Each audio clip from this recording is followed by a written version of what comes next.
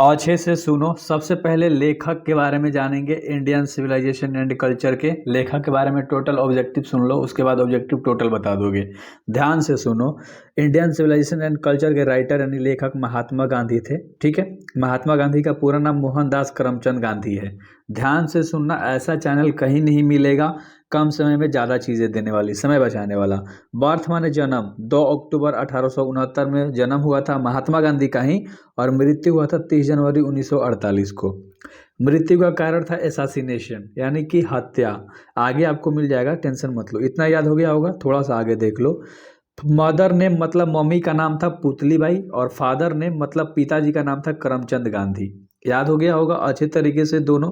सिर्फ सुनोगे तो चीज़ें याद हो जाएंगी। एसासिनेटेड महात्मा गांधी, मैंने पहले ही बता रखा था कि हत्या कर दिया गया था। नाथूराम गोडसे ने मार दिया था, 30 जनवरी को मारा था। नाथूराम गोडसे ने महात्मा गांधी को मारा था 30 जनवरी को। तो 30 जनवरी 1948 पूरा डेट याद रख लेना। Also known as the father of nation and Bapu, इनको राष्ट्रपिता भी कहा जाता था और बापू नाम से भी जाना जाता था। तो ये दोनों नाम से इनको जाना जाता था। तो अच्छे से याद रखना ना, बहुत ही फेमस भी थे ये। ठीक है, प्रोफेशन की बात करते हैं। प्रोफेशन मतलब होता है पेशा, कोई एक इंसान का पेशा होता है ना काम करने का। तो लॉयर का काम, पॉलिटिशियन, एक्टिविस्ट और राइटर, इनका 4 पेशा था। यानी प्रोफेशन टोटल 4 था, चारों आपको याद होना चाहिए। ऑप्शन के अकॉर्डिंग आप मारोगे, राइट। आगे थोड़ा सा अगर हम लोग बढ़े तो एक और चीज़ें हैं जो कि मोस्ट इम्पोर्टेंट है। फेमस बुक यानी इनका सबसे प्रचलित किताब जो कि बहुत विख्यात था, the story of my experiment with truth, यानी उन्होंने अपने ज़िंदगी के बारे में इसमें पूरा बता रखा था। तो ये इनका बुक था। उम्मीद करता हूँ कि आपको इंट्रोडक्शन पसंद आया होगा, अब ऑब्जेक्टिव भी आपको पसंद में आएगा, एंड 2025 में आप मचा दोगे। ठीक है, तो आगे ऑब्जेक्टिव की ओर अग्रसर होते हैं हम लोग। ये सब करा रखा है, क्वेश्चन आंसर समरी, तो आपको तो पता ही है। इंग्लिश के प्लेलिस्ट में मिल जाएगा टोटल लाइन बाय लाइन सब चीज़। तो अच्छे से करते हैं। पहला सवाल, महात्मा गांधी डाइड ऑन, महात्मा गांधी की मृत्यु कब हुई थी? 30 जनवरी। पूरा डेट 30 जनवरी 1948, याद रहेगा ना, लास्ट में 48, 1948 यहाँ पर दिख रहा होगा। 30 जनवरी 1948, ऑप्शन नंबर ए आपका बिल्कुल सही है। तो अच्छे से याद करना मेरे भाई, इसलिए मैंने पहले ही बता रखा था। दूसरा सवाल, he was associated with his journal, मतलब वह किस पत्रिका से जुड़े थे आपको बताना है। तो 4 गो ऑप्शन आपको दिख रहे होंगे। महात्मा गांधी थे ना, वो यंग इंडिया से जुड़े थे। मैं आपको डायरेक्ट आंसर ही बताऊंगा आपको, क्योंकि चारों ऑप्शंस तो दिख रहे हैं। मैं डायरेक्ट आंसर बताऊंगा, आप चारों ऑप्शंस तो पढ़ ही रहे हो, इतना तो आपको समय मिल ही रहा है। एंड थर्ड नंबर का सवाल है जो कि मोस्ट इंपॉर्टेंट है, ही डोमिनेटेड इंडियन पॉलिटिक्स बिटवीन, यानी कि भारतीय पॉलिटिक्स में, राजनीतिक में कब से कब तक रहे थे। तो 1915 से लेकर 1948 तक, याद रहेगा। 1915 से लेकर 1948 तक रहे थे कौन? महात्मा गांधी। 15 टू 48 याद रहेगा ना, इस तरह से याद रखोगे चीज़ें याद हो जाएंगी, मज़ा भी आएगा मेरे साथ करने में।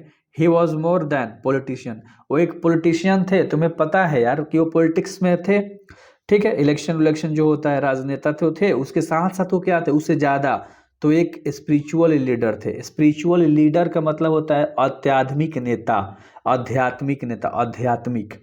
पॉलिटिशियन के साथ साथ स्पिरिचुअल लीडर भी थे। तो ये चीज़ें अच्छे से याद होनी चाहिए आपके दिमाग में, बिल्कुल भी फिट बैठना चाहिए।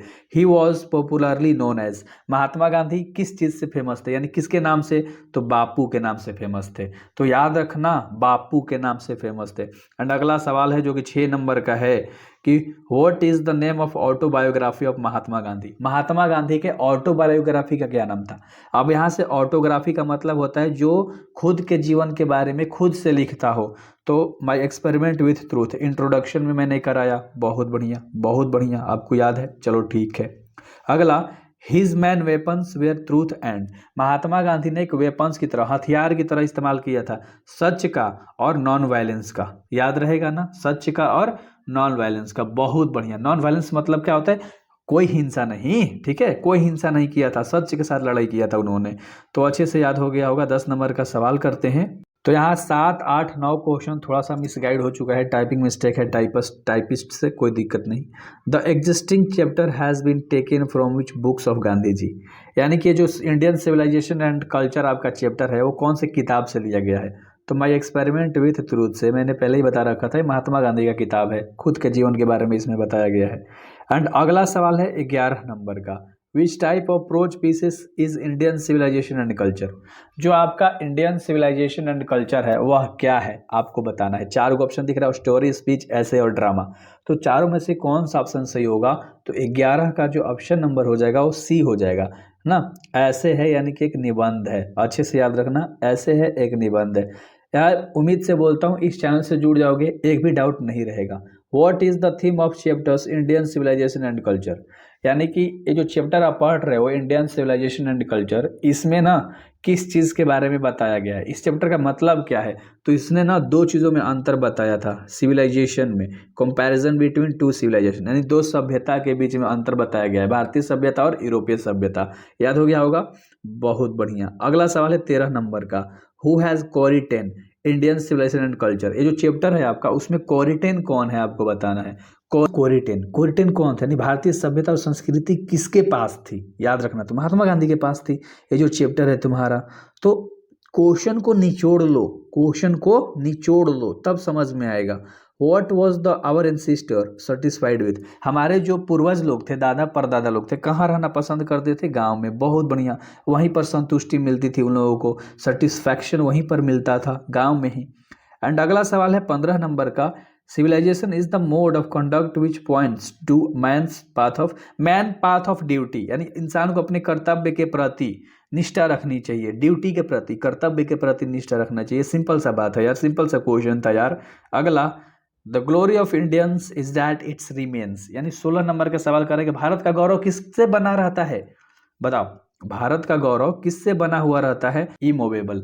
अब ध्यान से सुनो, अभी मत बोलना कि इमूवेबल का मतलब होता है, मैं बता देता हूँ। इमूवेबल मतलब होता है अचल। क्या होता है? अचल। ठीक है, बहुत बढ़िया। एंड अगला सवाल है, हु इज फेरोज, फेरोज कौन था? हु इज फेरोज, तो फेरोज कौन था? फेरोज एक इंपेरर ऑफ इजिप्ट, इजिप्ट का महाराजा, शासक था, शासक, इजिप्ट का शासक था। ठीक है। एंड अगला सवाल है 18 नंबर का, what was the Gujarati equivalent for civilisation means, यानी 18 नंबर सवाल कर रहा है कि सभ्यता के लिए गुजराती, है ना, समकक्ष जो थे ना क्या थे, है ना।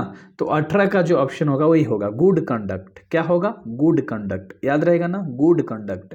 क्वेश्चन फिर आंसर, क्वेश्चन फिर आंसर। एग्जाम में ना इंग्लिश ही देता है केवल, तो इंग्लिश में वर्ड्स को पकड़ के याद किया करो, हिंदी नहीं देगा। अगर हिंदी करने आपको नहीं आया तो समझ रहे हो ना। In the words of Gandhi's mind is अब गांधी जी के अकॉर्डिंग हमारा जो दिमाग है ना, माइंड इज अ रेक्टलेस बर्ड है। क्या है? माइंड इज अ रेक्टलेस बर्ड है। तो पूरा एक लाइन ही उठा के दे दिया बुक में से, रेक्टलेस बर्ड, यानी कि महात्मा गांधी के अनुसार दिमाग जो है ना हमारा एक बेचैन पक्षी की तरह होता है, बेचैन पक्षी की तरह होता है। अगला, इंडियन सिविलाइजेशन वर्कशिप, जो हमारी भारतीय सभ्यता है ना वो किसके साथ मिलके काम करती है, मतलब किसके लिए काम करती है? इमोरालिटी के खिलाफ, इमोरालिटी के साथ मिलकर काम करती है। इमोरालिटी समझना होगा आपको, अनैतिकता। तो अनैतिकता है ना, कार्यशाला मतलब कार्य करती है अनैतिकता के खिलाफ। ठीक है, अनैतिकता के रूप में नहीं चलना है हम लोगों को, हम लोग को नैतिकता के रूप में चलना है, नैतिक रूप से चलना है। तो ये चीज़ें सिखाती है। एंड अगला सवाल है 21 नंबर का, what does the western civilisation propagate, यानी 21 नंबर का सवाल कर रहा है कि पश्चिमी सभ्यता किसका प्रचार करती है। सिंपल सा सवाल है यार, किसका प्रचार करती है? इमोरालिटी, अनैतिकता। तभी तो हम लोग का जो सिविलाइजेशन सिखाता है कि हमें अनैतिकता की ओर नहीं जाना है। ये तो वेस्टर्न सिविलाइजेशन हो गया, पश्चिमी सभ्यता वही चीज़ है। और हम लोग का क्या है? इंडियन सिविलाइजेशन, यानी कि भारतीय सभ्यता। तो हम लोग सही हैं।